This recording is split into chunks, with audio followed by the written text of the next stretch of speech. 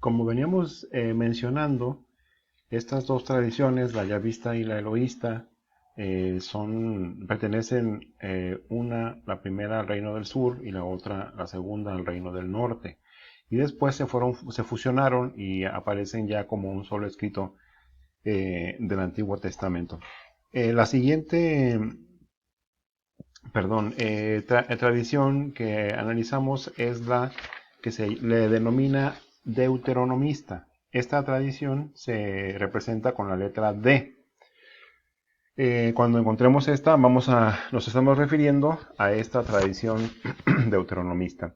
¿En qué consiste esta tradición? Prácticamente la característica más importante es que se centra en la ley.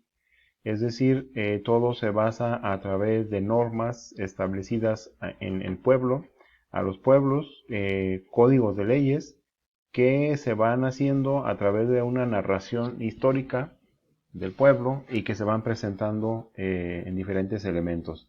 Aunque comparte el nombre de Dios con la tradición eloísta, también le llaman Elohim a Dios en este aspecto, y también está centrado en el monte Sinaí. Esto quiere decir que de alguna manera pudieron haberse escrito o pudieron haberse realizado en cercanos en el mismo tiempo por los mismos pueblos eh, o en las mismas regiones esta tradición.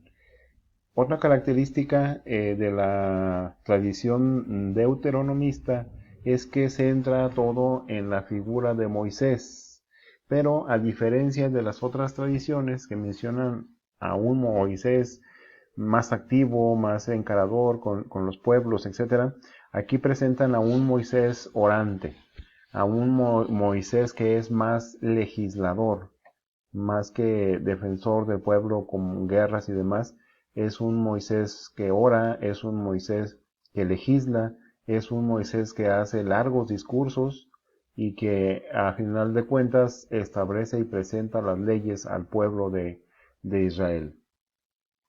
Otra característica de esta tradición es que se busca una narración histórica, hechos que se van dando, que se van teniendo presentes del pueblo, eh, pero más que centrar en el acontecimiento, lo centra en el código de ley que se va dando a través de esta historia, de cómo se va estableciendo las legislaciones, los mandatos, etc. Y lo mismo, por tanto, la obediencia a Dios y los elementos que se establecen con respecto a las leyes de Dios. Y por último, eh, esta tradición es la que establece al pueblo judío como un pueblo elegido. Aquí está la base fundamental del entendimiento deuteronomista, donde esta postura, esta tradición presenta que el pueblo ha sido elegido por Dios y en este pueblo es en donde se realiza la promesa, es el pueblo de Yahvé, es el pueblo, perdón, de Elohim, es el que se establece. Y la siguiente tradición, que es la tradición sacerdotal, como su nombre lo dice, viene ya formada por un grupo de relatos que son solemnes, tipo sermón, que pertenecen a esta comunidad. Son muy abstractos los textos litúrgicos, es decir, hablan de todo el proceso litúrgico que se llevaba a cabo en ese tiempo, en el tiempo de los relatos del Antiguo Testamento. Se va a desarrollar prácticamente después del destierro en Babilonia, donde se desarrolla esta tradición sacerdotal. Y otra de las características importantes es que se preocupa o pone su atención en la enseñanza. Todo lo que van a ser elementos específicamente de cómo realizar el culto, de cómo hacer las celebraciones, qué elementos se tienen que tomar en cuenta, el ayuno, la oración, etc. Todos estos elementos que tienen que ver con la cuestión cultural son parte de la tradición sacerdotal, que se le llama así. Eh, Igual, dentro de la creación, vemos esta postura cuando Dios, después del sexto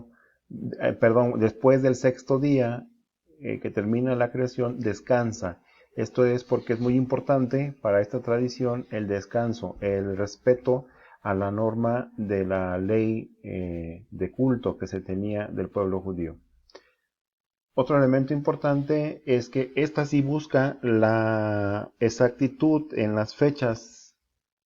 Lo más probable es que de las fechas establecidas correspondan a una cronología de tiempo real. Recordamos que aquí las fechas pues son un poco ambiguas porque estamos hablando de otro tipo de calendario. Sin embargo, busca una precisión más cercana a la realidad.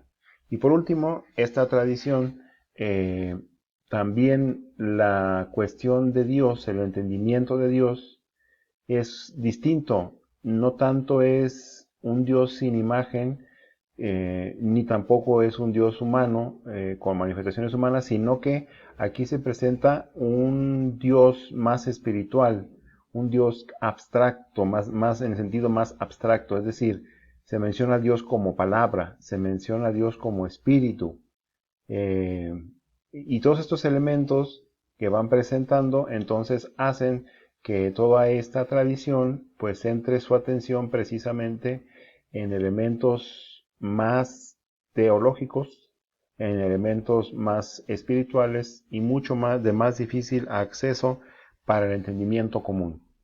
Dentro de todo el contexto existen elementos que se van dando eh, dentro del Antiguo Testamento y aparecen en los diferentes libros que están establecidos hasta este momento. Esta es la primera parte entonces donde vamos a tratar la cuestión del Pentateuco.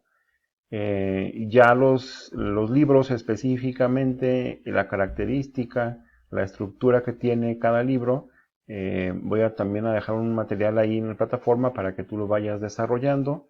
No nos da el tiempo completo para analizarlos detalladamente, pero al menos que quede el punto clave de la división de los libros, de la estructura y de la forma en que están desarrollados. En otro siguiente momento paso a la cuestión de los libros históricos.